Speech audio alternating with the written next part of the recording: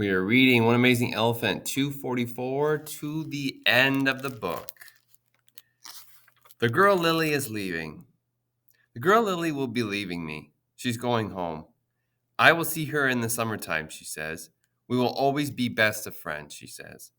Little Gray and I will make each other happy, and we will all be together again, she says. Her words are nice, and she speaks them soft and sweet, so they do help a little bit. I will miss this girl. She has taught me that there is always someone else to love and to trust, not to replace, but to grace a life with the best that person has to give. I make noises with my crying.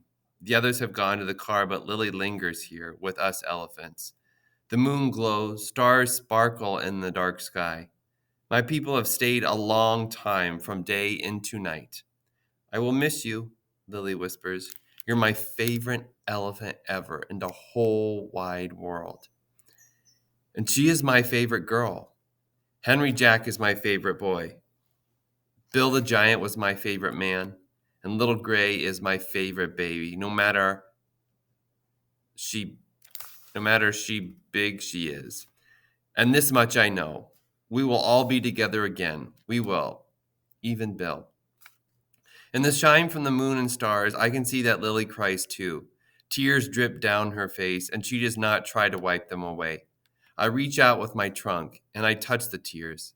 I taste them, salty like my own. Lily tries to smile. Her eyes meet mine, and I try not to cry. I try, but the tears leak out. I don't know what else to do, so I just reach out with my trunk once again, and I brush at Lily's tears. I can't make them go away, but I can at least sweep them from her face. Lily reaches out and brushes my tears away too. This is all we can do. When you wish upon a star. Look, I say to Queenie Grace, trying to make us both stop crying. A falling star. I need to make a wish. Queenie Grace just looks at me funny, like I've finally lost my marbles. Just go with it, I say. I think Disney started it.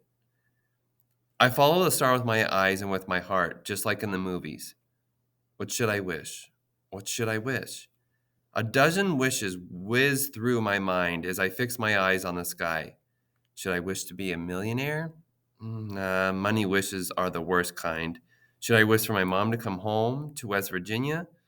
No, that's one wish that would never come true and probably wouldn't be so great if it did. I finally hit upon the perfect wish, and so I wish it. Hard. I wish to stay best friends forever with Queenie Grace and her baby, and the alligator boy Henry Jack. And I wish to remember forever everything I learned in Gibtown over Christmas. I wish to stay brave and to always have faith. I wish for the new year to be happy and healthy for Grandma and Dad and me, and I even wish the same for Trulia.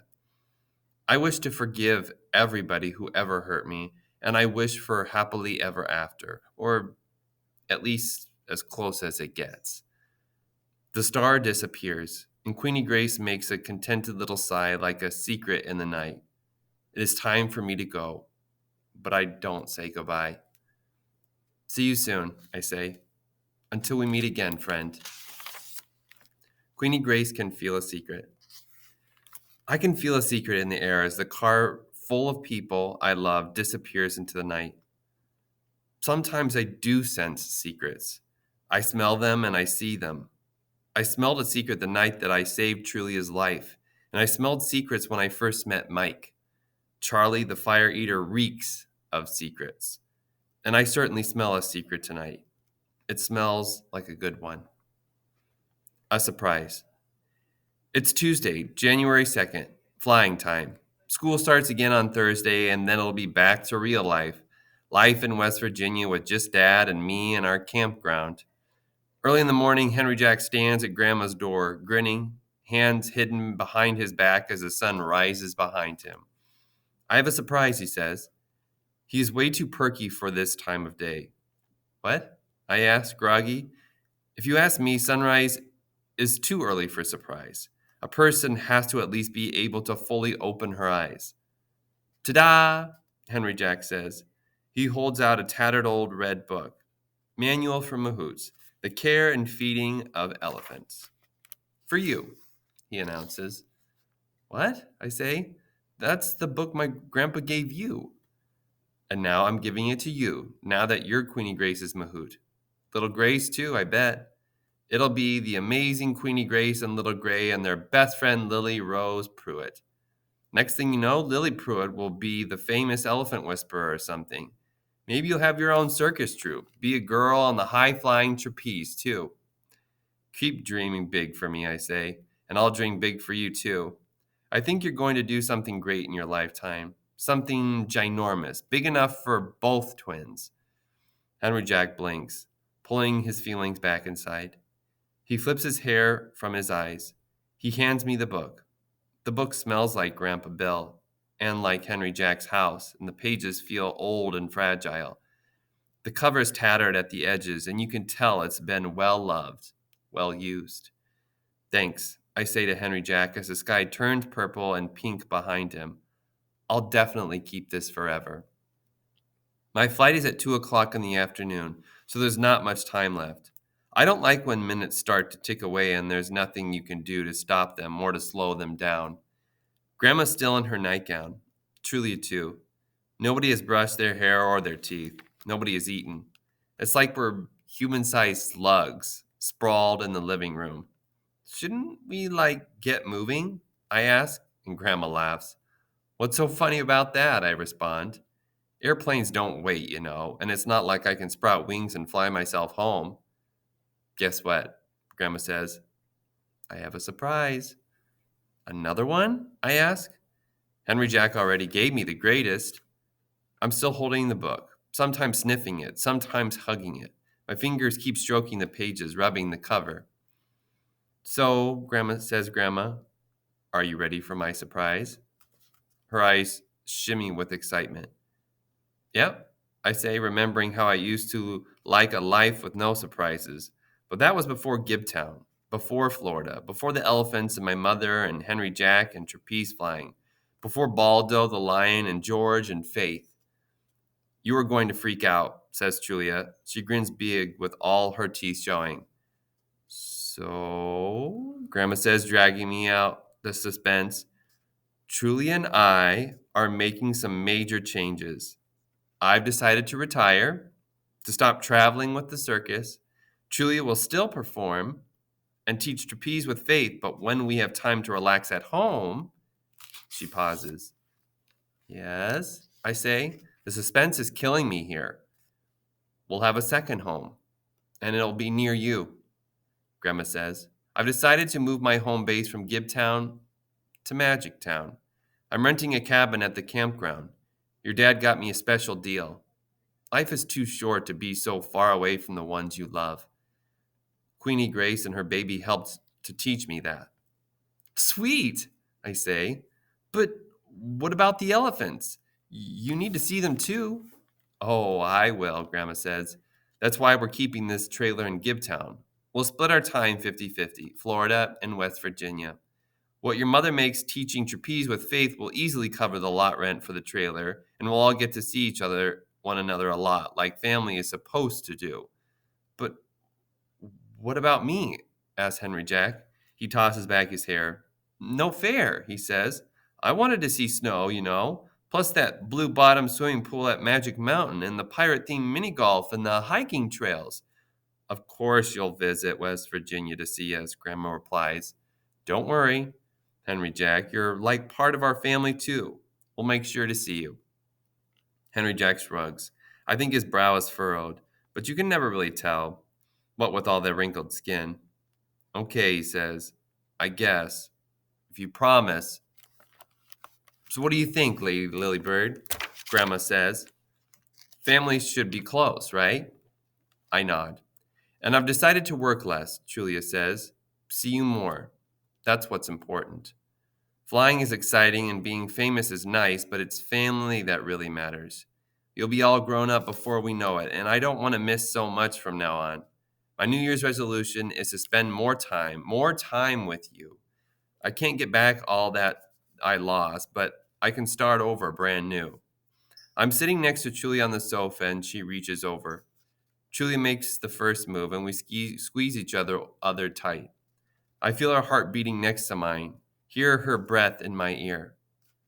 I love you, Julia says quietly. Her voice quivers. She's nervous. I take a breath, draw it deep and far into my body where I always kept all the feelings inside. From now on, I'm going to let them out, set them free. Love you too, I say. The words feel good in my mouth, comfortable, as if I've been saying them all my life. I'm so happy I could float away. I might not even need an airplane to get home. Lily Pruitt, says my mother, you are one amazing girl. And now, Grandma states, it's time for one more surprise. The door flies open, and Dad leaps into the room, spreading his arms wide. Surprise! He yells. I dry back. My eyes widen. I'm laughing and crying all at the same time. What? How? When did you get here? Why are you here? He was worried sick about you having that asthma attack, Julia says. Plus, he was dying to meet Queenie Grace's baby. Plus, he wanted to come visit Grandpa's grave and to give Grandma a hug. Said he was sadder and lonelier than he imagined with you gone. And so I pitched in on this air ticket, and here he is. I brought Christmas to you, Dad says. So we'll be here for 2 more days. You only have to miss 1 day of school. Your school said it was cool because a trip is considered to be educational. And so is being with your family, both human and otherwise. I'm dumbfounded, in shock. I stare at Trulia. You did this for me? For us? I ask. She nods, smiles. Thanks so much, I say. Thank you. And then I whisper one word under my breath just for me. Mom. Her eyes fly wide. Her eyebrows arch up. She has nothing, but I can tell that she heard that one word. Maybe one day I'll say it out loud. She's one step closer to being a mom, a real mom like I always wanted. Thank you from me too, Julia. Dad says, I'm happy to be here, and I know that Bill would be proud of you. My parents exchange a glance, and I can actually see that maybe they really did love each other once upon a time. Dad looks away first and smiles at me. And because I brought Christmas to you, Lily, of course I had to bring this. Dad unzips his suitcase, reaches in. He brings out the old golden star, our special Christmas tree star, the one that Grandpa and Grandma gave us so long ago. Put it on the tree, Grandma Violet says. We need some light in this place. Dad arranges the star just right, on the tip of the highest branch of Grandma's bare plastic green tree. He plugs it in an outlet on the wood-paneled wall. The star comes to life, shining a strong white light into Grandma's little trailer. There, Dad says, it's lighting our way through another winter, and it'll be summer again before we know it. Queenie Grace likes happily ever after. I love it here. Our wonderful new home at the sanctuary, all the green, the trees, it's so big, big like me, big like my baby, little Gray. I look up at night, and I see Bill the Giant in the sky. I hear his voice, and I rejoice to know that he is still here. People never really leave, and neither do elephants. There's a kind lady who works here, an old lady with a minty smell. She has yellow hair and fancy cat-eye glasses, and her cheeks are rosy with blush. Her name is Donna, and she knows exactly what we elephants are thinking, how we are feeling. Donna reads our minds, just takes a quiet peek inside the mysterious brains of Queenie Grace and Little Gray. And today, Donna is here. So is Lily, and Lily's kind father, and Violet and Trulia, Henry Jack too. They are all here, a ring of family, a circle of happy. Queenie Grace now loves Lily's father too. There is always a chance to love someone new. Donna peers quietly into my eyes, and I feel our connection, stretching back and forth. She looks into the eyes of my baby Little Gray. Her eyes shine behind her glasses. What the elephants want to say, Miss Donna announces to the humans, is that they are very happy. They love this place, and they are thrilled that they can still paint. They say, that's not work, it's fun. They are grateful to retire together and to feel such a huge love for their young mahout, Lily Pruitt. Lily stretches both arms wide to touch both me and little Gray at the same time. She reaches so hard it's like she's trying to hug the earth, this whole big mysterious world full of surprises. I love both of you, Lily says to us, and I think we need to give baby more of a name. Donna smiles. She knows little Gray's name because she sees it in my heart and my mind. What are you thinking would be a good name for the baby? Donna asks Lily. Lily looks at my child. She squints, thinking. I concentrate, sending brave waves of the name into Lily's heart and mind. Well, she was once littler than Queenie Grace, and she's gray, Lily announces. Let's call her Little Gray. I don't even know where the name came from. It just popped into my head from out of nowhere. It's perfect, says Donna with a knowing smile. Just perfect. Donna and I exchange a glance. Little Gray and I each wrap a trunk around Lily's shoulders and hold her close. We will always watch over her, keep her safe. That is what Bill expects, and I like to please my best friend. My best friends. You know how they say an elephant never forgets? Lily says. It's more like a girl never forgets an elephant once they've met and gotten to know each other. You should write a new manual for Mahoots, says Henry Jack, and put that in the book. The elephants agree that you should write a book, announces Donna, and they say thank you, Lily. Thank you for saving them. Thank you, Lily says to my baby and me. You sure did save me too. Oh, I know. This much is true. Because, you see, we elephants know more than most people believe.